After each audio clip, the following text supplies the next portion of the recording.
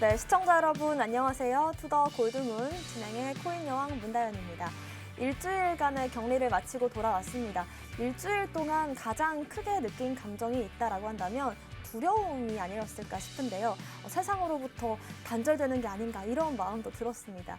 이거를 좀 투자 용어로 접목을 시켜본다라고 한다면 포모라는 용어로 대체가 될 것 같은데요. 지금 시장 분위기 굉장히 좋습니다. 비트코인 5,700만 원 넘겨주고 있고요. 이더리움도 400만 원을 훌쩍 넘기는 모습입니다. 알트코인들도 순환 펌핑이 나오고 있는 이런 장속에서 우리가 투자해서 수익을 내지 못하고 있다라고 한다면 두려움의 감정이 가장 크게 들겠죠. 오늘 방송 끝까지 함께 하시면서 여러분들도 투자 수익 챙겨가시길 바라겠습니다. 오늘도 최고의 전문가님들과 함께 하겠습니다. 먼저 비트마루님 모셔볼게요. 어서 오세요. 네, 반갑습니다. 네, 반갑습니다. 비트마루입니다. 말씀해 주셨던 것처럼 시장이 잘 올라가지고 있습니다. 우리 그동안 상당히 힘들었던 시간들이 길게 있었습니다. 우리 투자자분들 그 안에서 어떻게 물려서 아무것도 하지 못하고 또 새롭게 진입은 하고 싶은데 뭘 진입을 하려고 해도 모두 다 내려가기 때문에 어떤 것들을 진입해야 될지 이런 모르는 상황 속에 있었는데 지금은 사실상 뭐 흔히들 아무거나 잡아도 올라간다라고 하죠. 하지만 그런데 이 시점에도 분명 올라가는 코인들을 잡아서 지금 남들 수익 보는데 혼자 손절쳐서 힘드신 회원분들 분명히 있을 거고요. 또 아직까지 이전에 샀던 것들이 그만큼 올라와 주지 않아서 어떻게 해야 될지 모르시는 회원분들, 특히나 물타기를 해야 될지 아니면 지금이라도 손절치고 다른 코인을 들어가야 될지 헷갈려 하시는 분들이 좀 많을 겁니다. 오늘 그런 분들을 위해서 방송 준비했으니까요. 끝까지 시청해 주시기 바라겠습니다. 네, 지금 이 시점에서 새롭게 매수를 하고 싶으신 분들이더라도 아니면 지금 시점에서 물타기를 고민 중이신 분들도 끝까지 매매 전략 함께 짚어보시길 바라겠습니다. 코인 한수님 모셔볼게요. 어서 오세요. 네, 반갑습니다. 일단 오랜만에 인사를 좀 드리는 것 같아요. 저도 일단 이 문다연 아나운서님과 함께 저번 주 월요일 날 나타났다가 다시 또 일주일 만에 나타나고 있는데 일단 지금 시장이 너무 좋잖아요. 이럴수록 여러분들한테 좀 말씀을 드리고 싶은 것들은 이 공격적으로 좀 매수를 좀 진행을 해도 된다라고 이 순환 시장이라는 것 자체가 사람들 여러분들 다른 사람 오르는데 내 거 안 오른다라고 해서 좀 배 아파하실 수는 있는데 걱정하지 마세요. 어차피 오르게 되어 있습니다. 근데 더 중요한 건 뭐다? 매수는 웬만한 것들을 해도 상관없어요. 근데 잘 파셔야 되거든요. 이 매도가 정말 어려운 부분이 있으니까 이 매도 저희 투더 골드문과 함께 좀 정보 받아 가시면서 좀 깔끔하게 매도하시면 좋을 것 같다 말씀을 드리겠습니다. 네, 아무래도 뭐 사는 건 기술이고 파는 건 예술이다라는 말이 있듯이 매도가 좀 더 어려운 시장인 것 같습니다. 특히나 지금 공격적인 투자를 해도 괜찮다라는 말씀 주셨지만 이럴 때일수록 조금 더 시장의 악재들을 살펴보는 게 중요할 것 같은데요. 코인 이슈 흑과백으로 바로 시작해 보겠습니다. 먼저 악재부터 살펴볼게요. 비트마루님. 네, 오늘 사실은 요즘에 최근에 시장이 좋아서 악재를 이야기를 할 수가 없어요. 악재를 이야기하면 괜히 분위기 깨는 사람 될 것 같아서 악재 사실은 우리 투자분들 아시겠지만 올라갈 때는 호재성의 이슈만 기사에서 엄청 나오지 악재성의 이슈는 잘 안 내보내줍니다. 그래서 오늘 이제 악재는 어떤 거냐면 지난 방송에서 말씀드렸던 것들을 다시 한번 설명해 드려보려고 해요. 예견된 악재, 예견된 혼란이 있었다라고 좀 말씀을 드릴 건데 우리 지난 방송에서 제가 트래블룰에 대해서 한번 말씀을 드렸습니다. 업비트의 베리파이바스프하고 또 이제 그 나머지 코인원, 코빗, 빗썸의 코드라는 시스템, 이 시스템들이 연동이 되지 않는다 이런 얘기들을 진행을 했었는데 자 어찌어찌 간에 25일에 그 시작이 됐습니다. 실제로 트래블룰이 시행이 됐는데도 불구하고 아무것도 이루어진 게 없다라는 거예요. 혼란만 가중시켜서 그런 것들에 대해서 한번 알아보도록 할게요. 자, 우선 처음에 업비트와 빗썸, 코인원, 코빗은 다른 시스템을 사용을 합니다. 그렇다면 그 시스템 간에 연동을 할 수 있는 프로그램을 만들었어야 되는데 바로 지금 트래블룰이 25일에 시행이 되는데도 불구하고 아직까지 연동이 안 되고 4월 25일로 한 달 정도 연기를 시켰죠. 그러면서 지금은 빗썸, 코인원, 코빗에서 업비트로 자금을 못 옮기는 그 코인을 못 옮기는 상황에 지금 처해져 있습니다.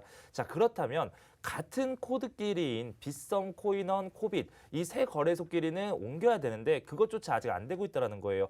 물론 다른 시스템이 있기 때문에 그것 때문에 뭐 조금 더 시스템을 개발해야 된다, 업데이트한다 이거는 인정을 하겠지만 같은 시스템을 사용하고 있는 코드를 사용하고 있는 거래소끼리도 아직까지도 코인 전송이 안 되고 있습니다. 4월 8일 이후부터 가능하다라는 이야기가 지금 나와주고 있고요. 그런데 그런 것들을 사전에 과연 투자자분들에게 정확한 통지를 했냐 이런 것들이 좀 가장 큰 문제가 될 것 같고 특히나 어떤 문제가 있냐면 자 업비트, 빗썸, 업비트, 코인원, 코빗 같은 경우에는 100만 원부터라는 트래블로 시행 규정이 있습니다. 그런데 빗썸 같은 경우에는 100만 원 룰이 없어요. 자, 그렇다는 건 뭐냐면 그 이상 보내도 상관이 없나요? 이런 것들이 아니라 최소한의 금액, 100만 원 미만의 금액도 트래블 룰에 적용해서 못 보낸다는 건데 이런 것들도 아무런 처음에 공지가 없었다. 그리고 특히나 업비트 같은 경우에는 100만 원 이하의 금액은 그렇다면 모든 거래, 100만 원 이하의 소액 금액은 거래가 상관없이 돼야 되는데 100만 원 이상이라고 정해놓고 100만 원 미만의 거래도 막아놨다. 이런 것들이 좀 큰 문제가 된다라는 거고요.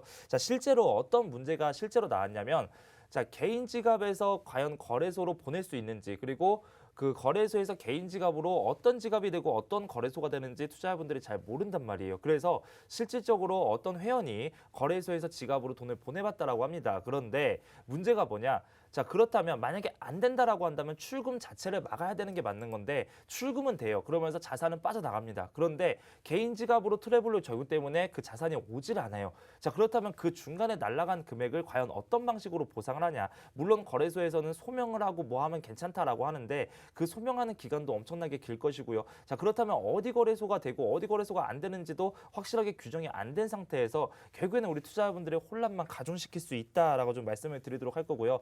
자, 우리 투자자분들 아직까지 모르시는 분들이 있겠지만 메타마스크라는 지갑은 됩니다. 업비트에서 되고 빗썸에 돼요. 그런데 사전에 등록을 반드시 해야 돼요.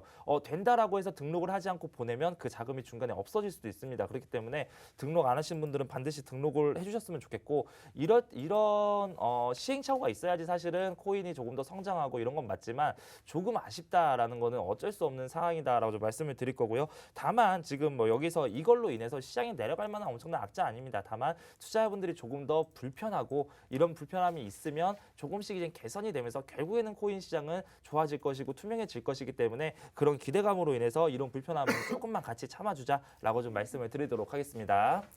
네, 시장 가격에 악재를 미칠 만한 뉴스는 아니지만 여러분들께서 직접적으로 좀 투자를 하실 때 불편함을 느낄 수 있는 이슈인 것 같은데요. 트래블룰이라고 한다면 이름 그대로 이 자금이 어디서 어디로 이동하는지 규제를 하겠다라는 이런 규칙입니다. 그런데 거래소별로 입출금이 가능한 지갑도 다르고 연동 시점도 공지가 다 달라서 지금 많은 분들께서 혼란을 겪고 계신 것 같은데요. 여기에 대해서 어떤 부분들을 좀 조심하셔야 되는지 짚어주셨으니까 이 부분 참고하시길 바라겠습니다.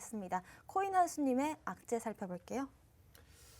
일단 뭐 앞에 말씀해 주신 것처럼 이런 좋은 시장을 이어갈 때는 확실히 이 악재라는 소재를 좀 찾아보기가 힘든 것 같아요. 그만큼 뭐 제가 이 사이트 저 사이트 이렇게 찾아보면서 어떤 좀 나쁜 내용이 있나 혹은 우리가 놓치고 갈 수 있는 또 방심할 수 있는 내용들이 있나라고 좀 말씀을 드릴 수 있는데 다행히 그렇게 좀 지금 이제 이 시장에 영향을 주고 좀 이렇게 나쁘게 작용할 만한 것들, 놓칠 만한 것들은 당장은 없는 것 같아요. 좀 더 이제 글로벌적으로 그래도 다른 시장이 어떻게 흘러가나 그걸 좀 살펴보면서 미래에 지금 시장이라는 건 조금 더 동떨어진 느낌이지만 미래에 우리가 좀 대처할 수 있는 내용들이 뭐가 있을까라는 걸 좀 준비를 해왔는데 아무래도 이제 미국 이 장단기 국고채 금리 이제 역전으로 인해서 글로벌 경기 침체가 되는 것이 아닌가라는 우려가 조금씩 나오고 있어요. 당장 이게 그 어떤 시장에 영향을 주지는 않을 거예요. 아마 이 금리 관련해서는 금리 올라갔다 떨어졌다 하는 부분들이 있기 때문에 이것도 그만큼 유동성이 높죠. 그래서 당장은 어떻게 이어진다라고 말씀을 좀 드리기는 어렵고요. 앞으로 있을 이 FOMC 때마다 금리 인상 포인트 뭐 이제는 0.5가 좀 불가피해 보인다라는 내용들이 많이 나오고 있어요. 5월, 6월, 그다음에 뭐 7월, 9월 이렇게 FOMC가 나와 있는데 이 FOMC 때 이제 0.5포인트 인상을 할 것이다라는 내용들이 이제 좀 주를 이루고 있습니다. 하지만 걱정하지 마세요. 뭘 걱정하지 말라고 말씀을 드리냐면 지금 이렇게 상승하는 것들이 있죠. 저희가 0.5라는 것들 솔직히 모르시지 않잖아요. 다 알고 있는 부분이에요. 그리고 그 부분들이 다 시장에 반영이 됐고 이렇게 상승을 한다라는 뜻은 네가 0.5 해.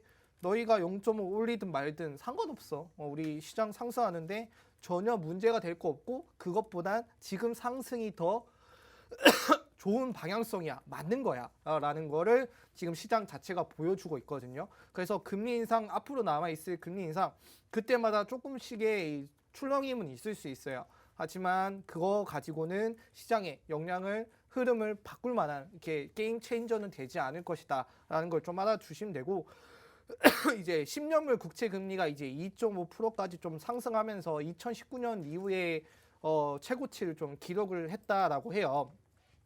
그리고 2년물 금리도 2019년 이후에 또 최고치를 또 보여주면서 급등을 했는데 이렇게 2년물과 10년물 차이에 이제 괴리가 있잖아요. 이 괴리 때문에 추후에 시장이 좀 영향을 받고 그 다음에 장단기 금리 역전 현상 때문에 경기 침체의 신호를 좀 확인할 수 있다. 예전에는 이 장단기 금리 역전 현상 때문에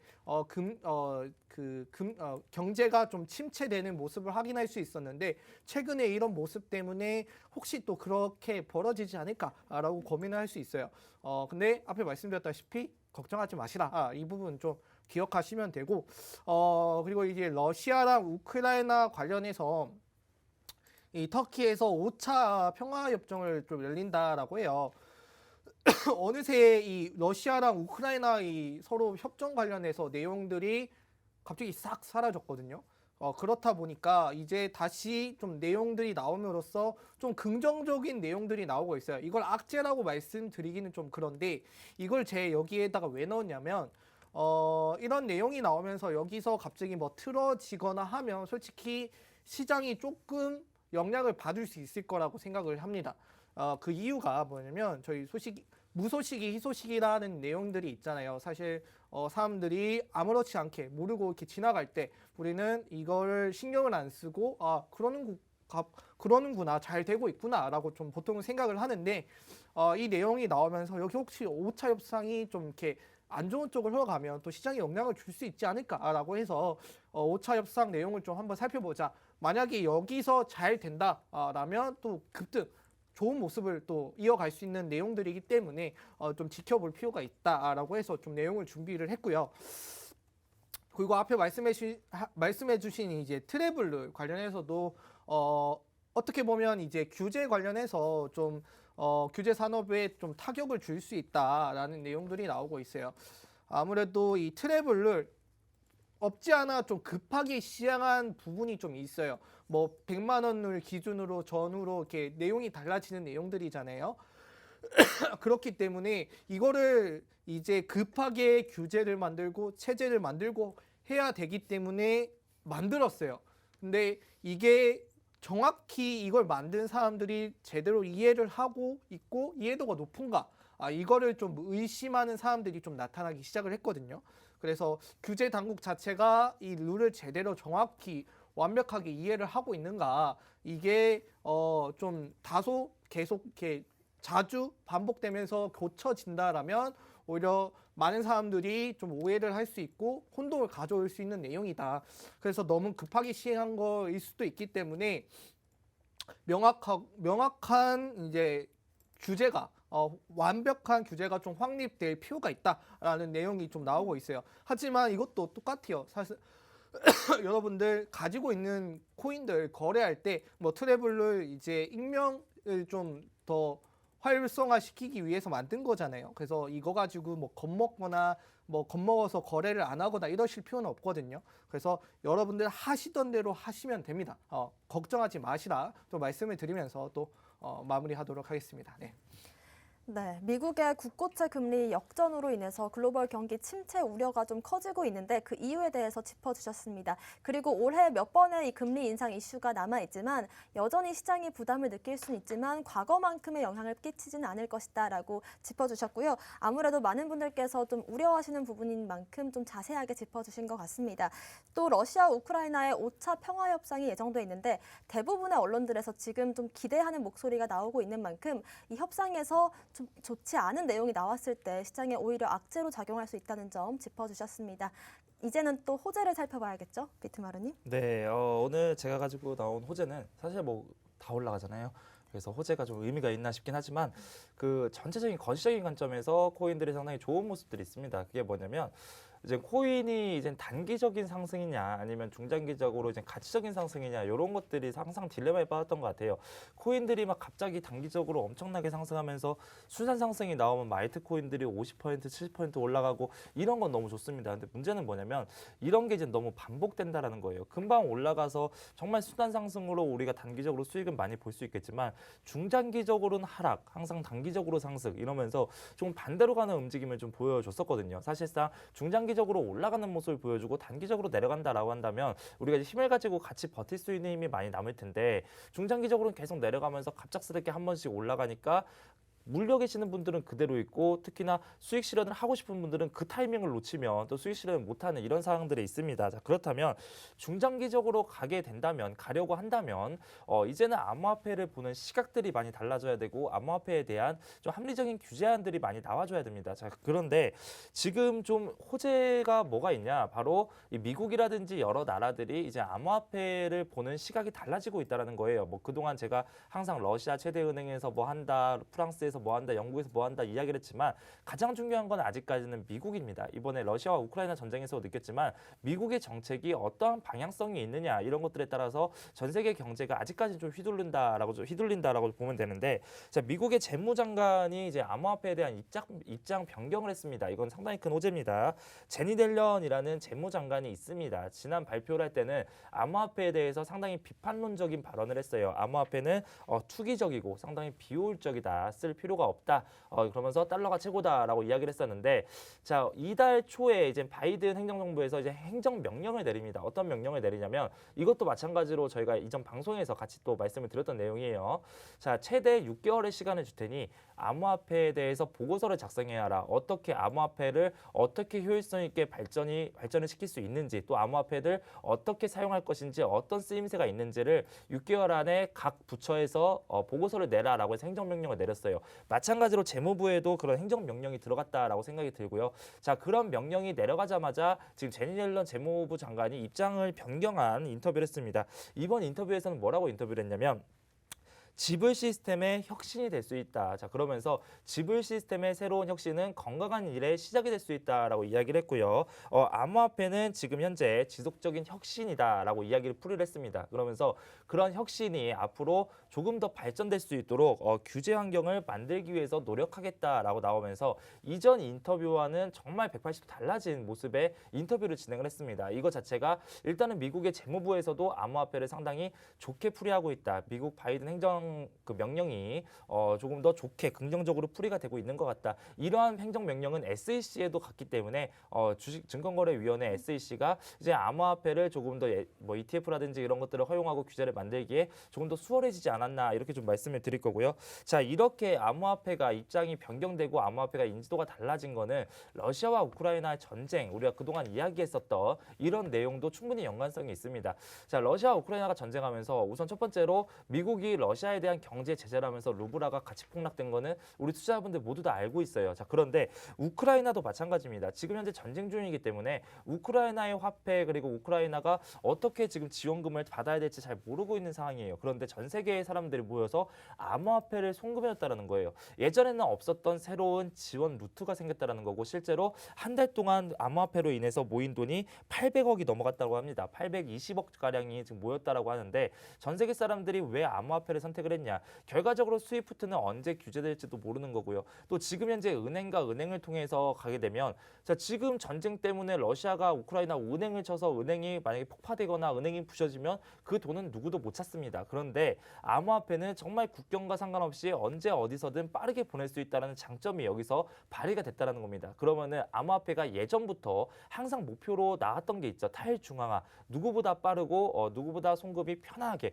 탈중앙화 정책으로 인해서 언제 어디서든 또 개인과 개인의 교류가 활발하게 진행을 하겠다. 이러한 목표를 지금 우크라이나와 러시아의 전쟁을 통해서 한 번 더 확인했다라고 좀 보여지기 때문에 이제 앞으로 암호화폐의 인식은 더욱더 바뀔 것이고 이런 것들 이제 규제도 나와주고 있잖아요. 물론 트래블러 아직까지는 조금 많은 문제점이 있지만 그래도 그런 규제들이 나와주고 있다라고 한다면 이제는 단기적으로 이런 상승, 단기적으로 재미 보시고 중장기적으로도 조금 더 노릴 수 있는 좋은 좀 시장이 형성되고 있다 이렇게 좀 말씀을 드리도록 하겠습니다.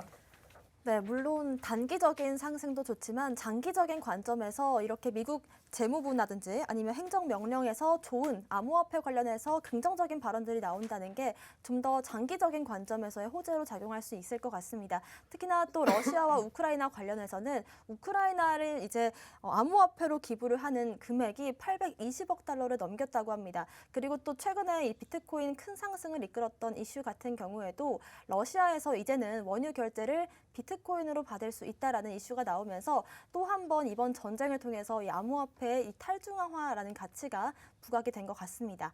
코인한수님의 오늘의 호재도 한번 살펴볼게요. 네, 일단 오늘의 호재 같은 경우는 아무래도 이 사실 우크라이나 이 러시아 이 지정학적 이슈가 저희들 좀 힘들게 하고 뭐 오를만 하면 누르는 그런 모습을 보여줬는데 이 내용 이면에는 솔직히 이 암호화폐를 정말 그 누누이 말씀드렸다시피 터닝 포인트, 암호화폐의 빛을 발하게 만드는 그런 이면을 가지고 있어요. 그래서 예전에 이 비트코인은 이제는 준비 통화가 될 것이다 라는 내용을 이제 할피니가 했습니다. 자, 이 할피니가 누구냐면 사토시 나카모토와 함께 비트코인을 최초로 채굴하고 뭐 트랜잭션을 진행한 뭐 전설적인 인물이라고 생각을 하시는데요. 지금은 이제 돌아가셨는데 그 돌아가신 예언한 12년 이후에야 이제 이 비트코인이 좀 각광을 받으면서 이제 현실이 되고 있는 모습을 좀 보여주고 있어요. 그리고 이제 여기에 더불어서 이제 테라 프로젝트가 이 스테이블 코인 UST의 준비 통화로 비트코인을 뭐 100억 달러 매입을 하고 있다라는 내용이 나오고 있어요. 그만큼 이 바이낸스에서 이 비트코인의 매입을 좀 진행을 하고 있는데 아마 최근에 상승을 좀 이끌었던 부분도 이 테라에서 좀 이끌었던 게 아닌가, 테라 프로젝트가 좀 이끌었던 게 아닌가라고 좀 말씀을 드릴 수 있고 이렇게 이제 비트코인이 준비 통화로서 이제 디지털 현금이죠. UST에 가치를 백업하는 이제 초강력 화폐 기능을 좀 발휘하는 모습을 나타내면서 앞으로 이 유동성이 높아지면 또 가격 상승을 이끌 수 있고요. 그만큼 다른 나라에서도 이 비트코인의 가치 그리고 이 준비통화라는 것에 의의를 두면서 또 많은 기업들과 나라들이 또 접근성을 높이지 않을까, 유동성을 높이면서 접근성이 높아지지 않을까라고 좀 생각을 하고 있습니다. 일단 비트코인을 좀 놓치고 빼놓고 말씀을 드릴 수가 없잖아요. 자, 이 비트코인이 지금 47,000달러인가요? 요걸 도파를 하면서 이제 좋은 모습을 보여주고 있는데 아무래도 이유를 조금 궁금해하실 수도 있을 것 같아요. 많은 분들이 좀 아실 수도 있고 혹은 모르시는 분들이 있을 것 같아서 말씀을 드리면 아무래도 미국에서 이 정책이 진행이 됨으로써 그리고 미국 재무장관의 이 발언으로 좀 좋은 모습을 보이지 않았나라고 말씀을 드리는데 자, 이 제니 옐런 미국 재무장관은 가상자산의 건전한 혁신을 위한 규제 환경을 조성하기 위해 정책을 마련하겠다. 가상자산이 이점을 가지고 있기 때문에 이를 통한 결제 시스템의 혁신도 건전할 수 있을 것으로 인식을 한다라고 말을 했다라고 합니다. 예전에 이 재무장관은 암호화폐를 좀 비관적으로 바라봤었는데 최근에 아무래도 이 바이든 정부의 이 친암호화폐 정책에 좀 맞추다 보니까 좀 약간 마인드 스탠스를 좀 바꾼 것 같아요. 그 부분들이 또 시장에 참여를 하게 됐고요. 자, 이 행정명령에 의해서 뭐 금융 안정, 그다음에 불법 행위 단속, 그리고 투자자 보호 등등의 가이드라인이 맞춰지고 그다음 안정성이 높아짐으로써 이전에 이 그 불안 요소 때문에 접근하지 못했던 사람들이 조금 많이 접근하게 되었다. 그 부분들이 이제 비트코인의 지갑 주소수를 늘렸고 가격 상승을 이끌었다. 아무래도 이 암호화폐 시장 비트코인이 하락하는데 다른 코인들이 올라가는 모습이 좀 이상하잖아요. 그렇기 때문에 비트코인이 이 주대가 돼서 좀 기둥을 그다음에 잘 받쳐줘야 되는데 지금 가격대가 많이 땅을 다지면서 올라왔기 때문에 든든하다라고 좀 생각을 하실 수 있을 것 같아요. 그리고 러시아, 아까 말씀해 주신 것처럼 러시아도 이 수출 대금을 비트코인을 좀 이용한다라고 해요. 자, 여기서부터 좀 좋은 점이 뭐냐면 아무래도 이 비트코인 결제에 대한 거래량, 그러니까 이게 많이 늘 거라고 생각을 할 수 있는데 러시아가 지난해 천연가스 및 원료 수출로 1190억 달러, 약간 하나로 146조를 벌어들였다라고 해요. 만약 러시아가 에너지 수출 대금 일부를 비트코인으로 받을 경우에 한정된 유동성 내에서 가치는 더 높아질 것이고, 이거 이 비트코인의 유동성이 높아진다라는 뜻은 그만큼 가격 상승을 좀 이끌 수 있다라고 보시면 되거든요. 아무래도 지금 상승하는 것들이 왜 상승을 하시죠? 왜 상승을 하냐면 거래량이 그만큼 받쳐주니까 올라갈 수 있는 여지가 많이 열렸다는 뜻이거든요. 거래량이 떨어지는데 상승하는 거는 그만큼 다음날 거래량이 터져주면 떨어지는 게 쉽다라고 생각을 하실 수 있어요. 근데 그 다음날 이게 떨어지려면 그 전날 상승했던 거래량만큼 더 받쳐줘야 떨어질 수 있거든요. 그게 쉽지가 않다는 말이에요. 그렇기 때문에 이 에너지 결제를 비트코인으로 한다라는 거는 하루에 23조에서 24조 비트코인의 결제량인데 이걸 넘어서는 수치이기 때문에 앞으로 더 가격 상승 좀 이끌 수 있다. 그리고 인스타그램에서도 이제 NFT 통합을 좀 한다라고 하는데 이 통합을 좀 간단히 말씀을 드리면 인스타그램에서도 이 NFT 통합을 만들면 시장에 좀 많은 자극을 좀 불러일으킬 수 있다라는 내용이 나오고 있어요. 아무래도 뭐 메타나 이런 곳에서 메타죠. 메타가 인스타그램을 가지고 있기 때문에 인스타그램에서 NFT를 좀 만들면서 활성화를 높이고 그리고 가격 상승을 이끌 수 있기 때문에 그리고 이런 기업이 들어간다라는 뜻은 그 기업들이 그 시장의 위험성이나 뭐 불안성을 좀 어느 정도 해결해 줄 수 있는 부분들이 있거든요. 그러니까 실제로 해보면서 이런 불편한 점, 안 좋은 점, 나쁜 점, 좋은 점을 다 체크를 할 거란 말이에요. 그거에 맞춰서 기업들도 사람에 맞게끔 우리의 입맛에 맞게끔 변화를 시킬 텐데 그 NFT 시장 그런 기업들이 참여를 통해서 또 안정적으로 그다음에 더 성장하는 시장이 되지 않을까라고 좀 말씀을 드릴 수 있을 것 같습니다.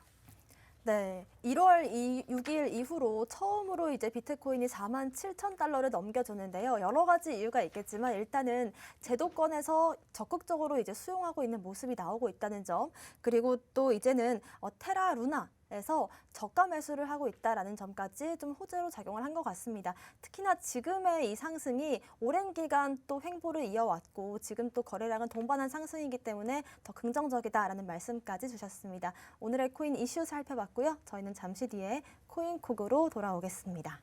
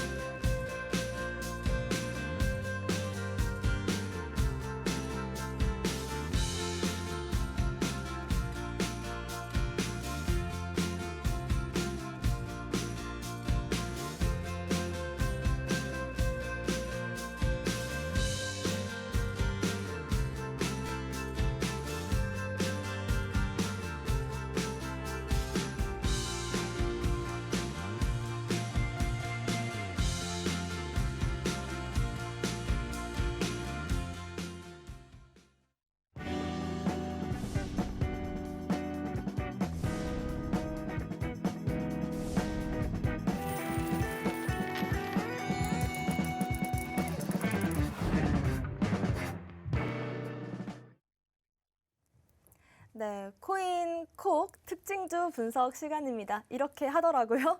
네, 이번에는 먼저 비트마루님의 특징주부터 살펴볼 텐데요. 지난주 공략 코인이었던 코인 목표가 달성을 했어요. 어떤 특징이 있었는지 한번 다시 리뷰를 해볼까요? 네, 제가 콕 찍어드린 코인 크로노스라는 코인인데 저는 이건 못하겠어요. 크로노스라는 코인을 제가 지난번에 이제 공략 코인으로 가지고 왔는데 사실은 요즘에 공략 코인들이 시장에도 잘 올라가다 보니까 적중률이 좀 다행히도 많이 좋습니다. 그래서 우리 투자자분들 수익을 드릴 수 있어서 너무 좋고요. 또 이것도 마찬가지로 제가 또 제 자랑하려고 이걸 가지고 온 게 아닙니다. 왜 잡았는지 그리고 어느 구간에서 왜 매도를 하라고 했는지 정말 더 먹을 수 있는 건데 더 올라갈 수 있는데 왜 팔았을까 이런 것들을 설명해 드리기 위해서 오늘 그 특징 코인의 크로노스를 가지고 왔고요. 이 크로노스 같은 경우에는 지난번에 제가 한번 그 코인에 대한 설명을 드렸었어요. 그 예전에 크립토닷컴 체인이 크로노스로 이제 명칭을 변경했다.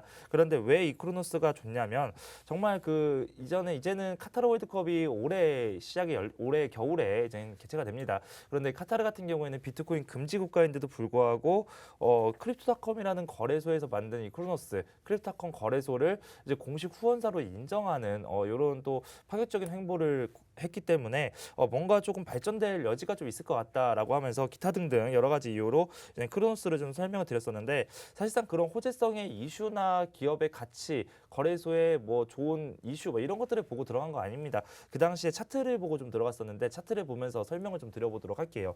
정말 아주 간단한 차트를 제가 또 설명을 드릴 겁니다. 꿀팁을 좀 알려드릴 건데 정말 이거를 오늘 들으시는 분들은 이게 뭐야 이게 무슨 차트 분석이야 라고 하시는 분들 있지만 생각보다 잘 맞아요. 한번 해보세요. 뭐든지 이런 것들이 있어야지만 저만의 원칙이 생기고 우리 투자자분들이 그래야 고점 매수, 고점 매도 이런 뇌동매매에 흔들리지 않는다라고 말씀을 드릴 거고 자 지금 보시면은 제가 이 당시에 언제 제가 가지고 왔냐면 25일이었습니다. 25일이 이날인가요? 네, 이날이었을 거예요. 25일이 요 날이네요, 요 날. 자, 올라갔을 때, 돌파될 때 가지고 나와서 여기 강한 상승을 또 보여주면서 우리 투자자분들이 22% 정도 최고가 기준으로 받고 목표가 정도에서 왔다 갔다 했으면 11%, 12% 정도 수익을 좀 본 걸로 알고 있어요. 자, 단기적으로 그렇게 수익을 봤는데 왜 그러냐면 그 당시에 제가 강조했던 부분들이 저점과 저점 그리고 고점과 고점을 한번 연결해 보세요라고 지난번에 제가 이야기를 드렸습니다. 자, 한번 연결해 볼게요. 저점과 저점, 고점과 고점을 이런 식으로다가 한번 연결해 볼게요. 저점과 저점 연결됐죠? 그리고 고점과 고점을 이번엔 반대로 연결해 봅니다. 자, 이렇게 연결해 봤더니 삼각형의 하락 쐐기형 패턴이 나와줘요. 자, 그렇다면 지금 누가 봐도 지금 오른쪽 밑으로 이렇게 빠져나가고 있는 중이잖아요.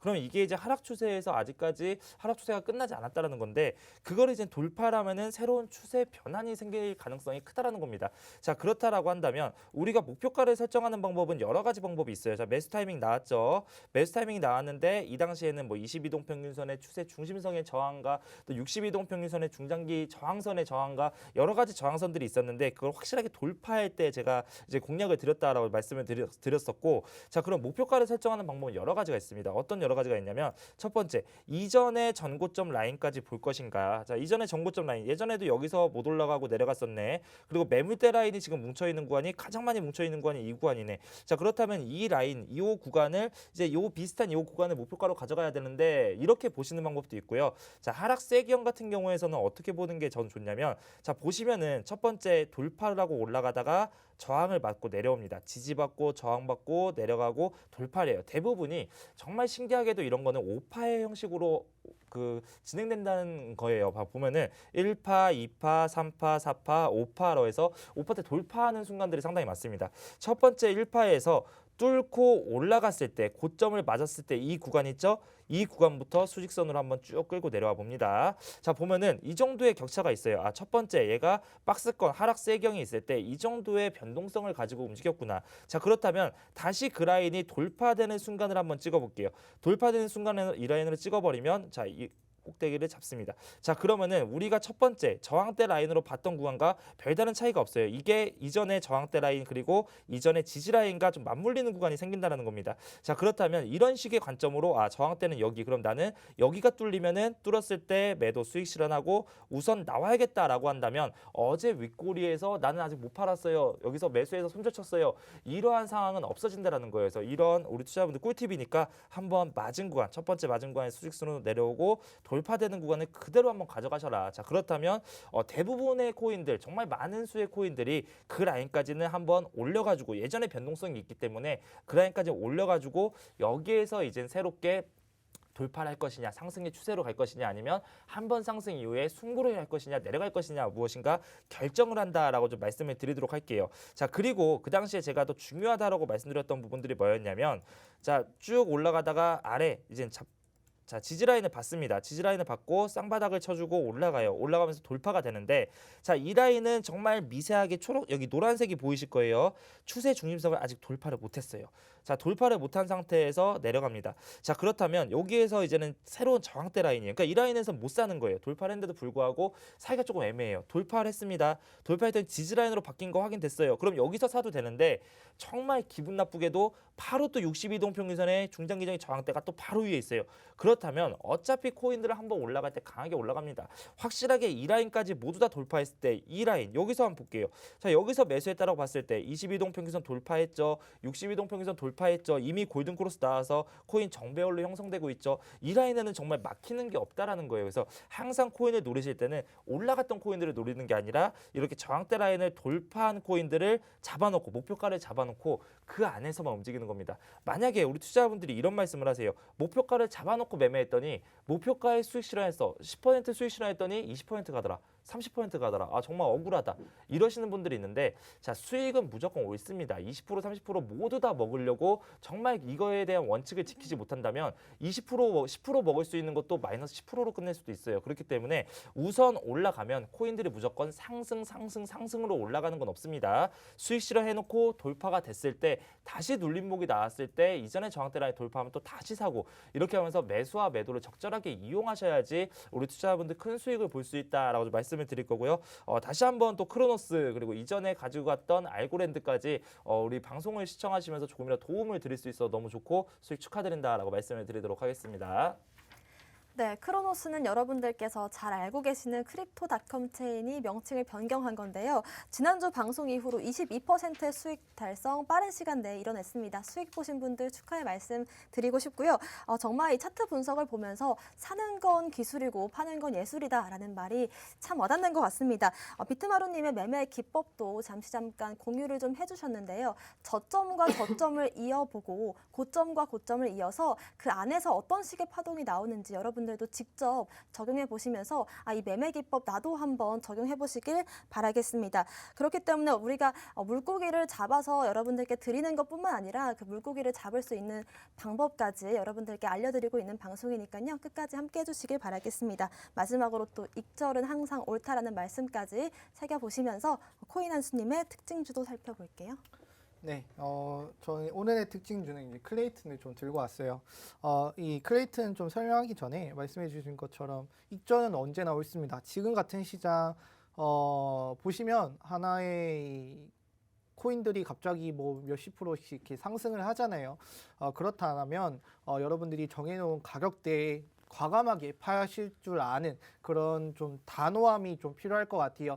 여기 팔까 말까 이러다가 또 놓치실 수 있는 그런 시장이기 때문에 매도하시는 거에 좀 주저하지 마시고 내가 목표했던 가격까지 왔다 싶으면 단호하게 이렇게 하시면서 수익 이렇게 쌓아가시면 되거든요. 한 번에 많은 걸 노리는 것도 좋지만 그만큼 차츰차츰 여러 종목도 쌓아가면 똑같은 수치까지 가게 돼 있습니다. 그러니까 과감하게 매수하시고 과감하게 매도하시는 걸 좀 추천을 드릴게요. 자, 이 클레이튼을 좀 설명을 드려야 되는데 아무래도 지금 웬만한 기업들이 이 클레이튼을 많이 사용을 하고 있어요. 뭐 저희가 아는 은행들 있죠. 뭐 신한은행이나 뭐 KB 이런 곳에서도 이 클레이튼 기반으로 지금 자기들만의 사업 영역을 좀 구성을 하고 있고 플랫폼을 좀 사용을 하고 있는데 이제 이 클레이튼 같은 경우는 한국에 이제 CBDC 연구 사업의 우선 협상 대상자로 좀 채택이 되면서 또 좋은 모습을 보여줬고 최근에는 이 SK 계열사의 SK 스퀘어 아무래도 이 암호화폐 시장 관련해서 SK 스퀘어가 주를 이끄는데 여기서도 이제 3, 4분기에 자체의 가상자산을 발행을 한다라고 해요. 그 기반을 클레이튼을 통해서 사용을 하는데 뭐 OK캐시백, 뭐 11번가, 뭐 이프렌드 등등 SK 계열사의 뭐 정보통신 ICT 관련 서비스와 서비스 관련을 다 이 클레이튼을 기반으로 만든다라고 하니까 아무래도 이 클레이튼의 활용성이 또 높아질 것이다.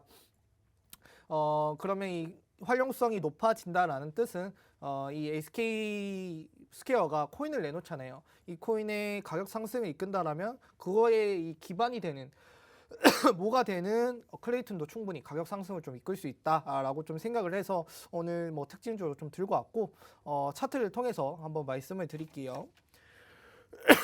일단 클레이튼 같은 경우는 현재 1,470원대 가격을 좀 유지를 하고 있어요. 생각보다 이런 그 시장들이 열심히 뛸 때 클레이튼은 좀 금뚝에 조금씩 올라오는 모습을 보여주고 있어서 단기적으로 수익을 좀 보기에는 힘드실 수도 있다라고 말씀을 드릴 수 있는데 가격적인 측면부터 공략을 좀 말씀을 드릴게요.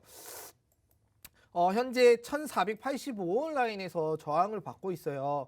아무래도 그 옆에 보시면 매물대가 이 라인들이 많기 때문에 좀 강력하게 저항을 받을 수 있는데 지금 추세가 RSI, 이건 지금 RSI 지표거든요. 보시면은 이제 상승 다이버전스 밑에 저점이 점점 높아지면서 좋은 추세를 이어가고 있습니다.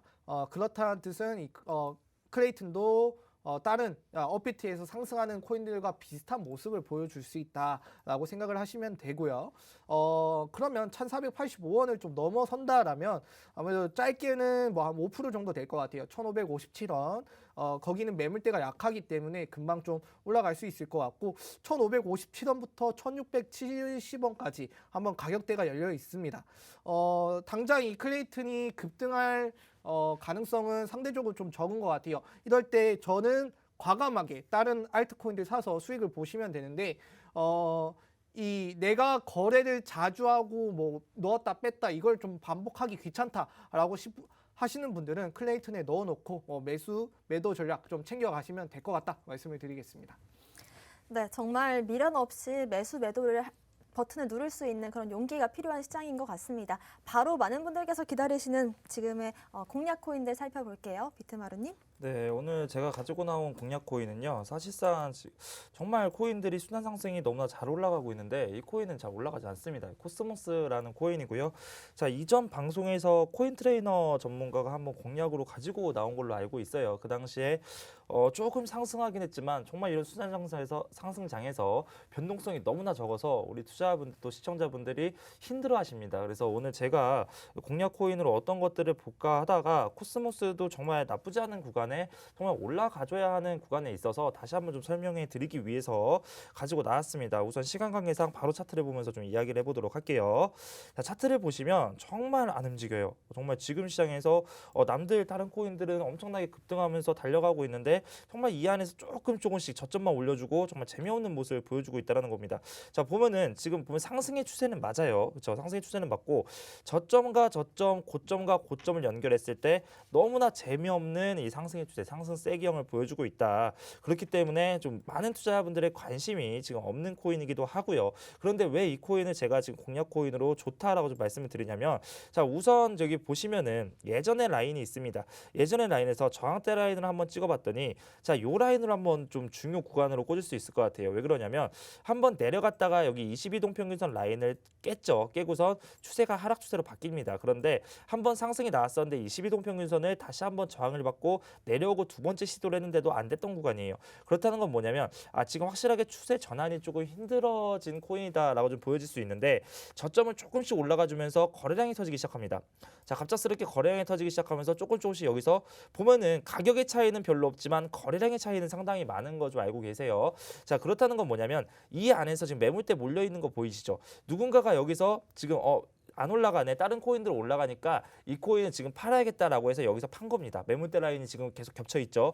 파는데 이 아래에서 그렇다면 이 코인 내려가야 되는데 누군가는 이 코인을 지속적으로 매집하고 있는 매집 시그널이 나온다라는 거예요. 자, 그러면은 지금 단기적으로는 이 코인이 안 올라가지만 결과적으로는 어떤 사람들이 누군가는 이 코인을 매집하고 있다. 매집하고 있는 코인은 언젠가 반드시 올라갈 가능성이 더 크다라는 게 있기 때문에 우선 코스모스를 좀 눈여겨봤고요. 그 다음이 그 라인을 결국엔 돌파했습니다. 자, 어제 라인이 중요해요. 그 라인 찍어놓은 라인과 어제 이 밑꼬리 어제 음봉 라인이 정확하게 일치합니다. 자, 그렇다는 건 뭐냐면 이젠 그 라인을 돌파하고 음봉을 하면서 매물대 라인을 이제 넘어섰다. 자, 이제는 매수와 매도의 싸움에서 이젠 더 이상 파는 사람들은 조금씩 줄어들고 있고 이젠 살려는 사람들이 좀 많아지고 있다. 그 라인에서 최종적인 싸움은 우선 끝났고 자, 이제는 달려나갈 때가 좀 되지 않았나라는 좀 기대를 가지고 있다라고 말씀을 드릴 거고요.